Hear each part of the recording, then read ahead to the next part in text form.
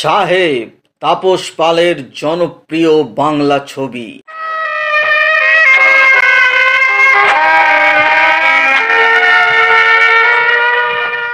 বিজয় বসু পরিচালিত ও অভিজিৎ বন্দ্যোপাধ্যায় সুরারোপিত ছবিতে আছে বেশ কিছু সুন্দর গান।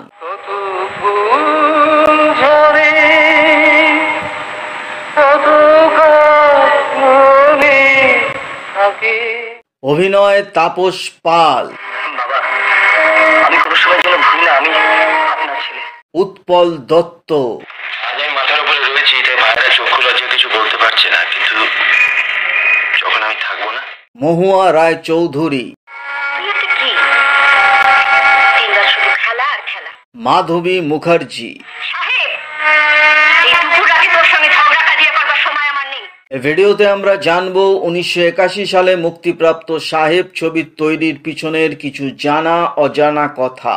তার আগে এখনো যারা এই চ্যানেলটিকে সাবস্ক্রাইব করেননি এক্ষুনি করে নিজেদের সংগ্রহে রেখে দিন, কারণ এখানে আপনারা যে ধরনের ইনফরমেশন পেয়ে থাকেন তা কিন্তু আর অন্য কোথাও পাবেন না। চলুন আমরা দেরি না করে সাহেবের উপরে ভিডিওটা শুরু করে ফেলি।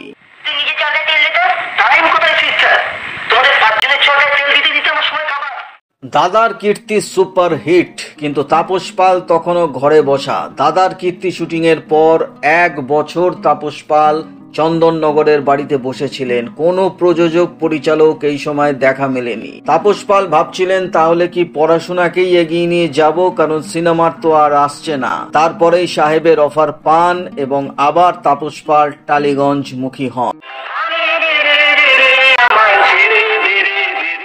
সাহেব ছবির প্রযোজক ছিলেন মহুয়া রায় চৌধুরীর স্বামী তিলক চক্রবর্তীর দাদা অলোক চক্রবর্তী। তিনি এই ছবিটি প্রযোজনা করেছিলেন। সাহেবের রোলে কাকে নেওয়া যায় যখন এরকম একটা চিন্তাভাবনা চলছিল, তখন মহুয়া রায় চৌধুরী তাপস পালের নামটি সাজেস্ট করেন। মহুয়া রায় চৌধুরী বলেন, দাদার কীর্তিতে তাপসের সঙ্গে কাজ করে দেখেছি, খুব ভালো প্রমিসিং ছেলে, ওকেই নাও, সাহেবের চরিত্রে দারুণ মানাবে। মহুয়া রেকমেন্ডেশনেই তাপস পাল সাহেব ছবিটি পান। তবে এই ছবিতে মহুয়া রায় চৌধুরী কিন্তু তাপস পালের বোনের চরিত্র অভিনয় করেছিলেন, অর্থাৎ দাদার কীর্তি ছবিতে নায়িকা, পরের ছবি সাহেবেই তাপস পালের বোন।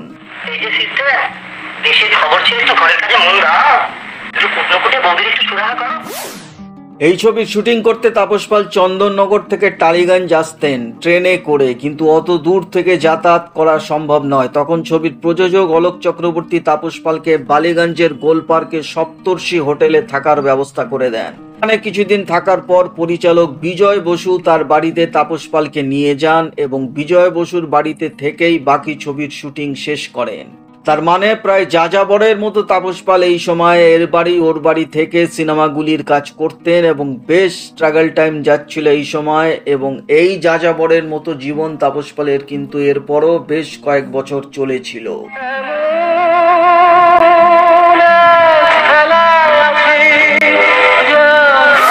আপনারা অনেকেই হয়তো জানেন না, এই ছবিতে উৎপল দত্তের চরিত্রটি করার কথা ছিল মহানায়ক উত্তম কুমারের, কিন্তু ছবির স্ক্রিপ্ট শোনার পর উত্তম কুমার বলেন, এই ছবিতে যা করছে সব সাহেবই তো করছে, আমার আর কি করার আছে। উত্তম কুমার ছবিটি করেননি এবং তারপর তো উনি পৃথিবী ছেড়ে চলেই যান এবং এরপর উৎপল দত্তকে নেওয়া হয়। কিন্তু উৎপল দত্ত এই ছবিতে ফাটিয়ে অভিনয় করেছিলেন। সাহেবের মতো একটি স্ট্রং চরিত্রের সামনেও বাবার চরিত্রে উৎপল দত্ত এমন অভিনয় নিদর্শন রেখেছিলেন যে দর্শকরা আজও তা ভুলতে পারেনি।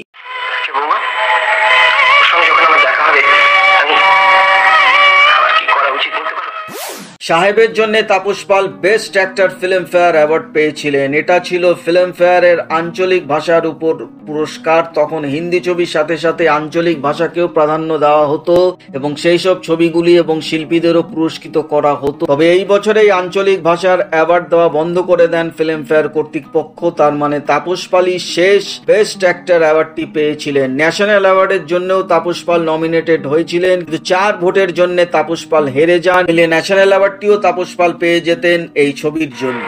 হাজার হাজার মেধাবী ছাত্র সংসারের চাপে পয়সার অভাবে পড়াশোনা ছেড়ে দিতে বাধ্য হয়। এই ছবিটি হিন্দিতেও রিমেক হয়েছিল 1985 সালে। একই নামে অনিল কাপুর করেছিলেন তাপস পালের চরিত্রটি। হিন্দি ছবিটি কিন্তু চলেনি। আর অভিনয়ের কথা বলতে গেলে অনিল কাপুর তাপস পালের অভিনয়ের ধারের কাছেও পৌঁছতে পারেননি। 1981 সালে 2রা অক্টোবর রাধা জগৎ পূর্ণতে মুক্তি পেয়েছিল সাহেব। ছবিটি দারুণ জনপ্রিয় হয়েছিল এবং টানা 14 সপ্তাহ ধরে চলেছিল ছবিটি উচ্চ প্রশংসিত হয়েছিল। এই ছবির পর আর তাপস পালকে পিছন ফিরে তাকাতে হয়নি। একের পর এক ছবি সাইন করতে থাকেন তাপস পাল। তবে বাসস্থানের সমস্যা তখনও মেটেনি। এরপরেও বেশ কিছু বছর তাপস পালকে ভাড়া বাড়িতেই যাযাবরের মতো জীবন কাটাতে হয়। সাহেব বাংলা চলচ্চিত্রের ইতিহাসে অবশ্যই একটি উল্লেখযোগ্য ছবি হয়ে থাকবে। সিনেমা প্রেমীদের কাছে এই ছবি কিন্তু মানুষ কোনোদিনও ভুলতে পারবে না।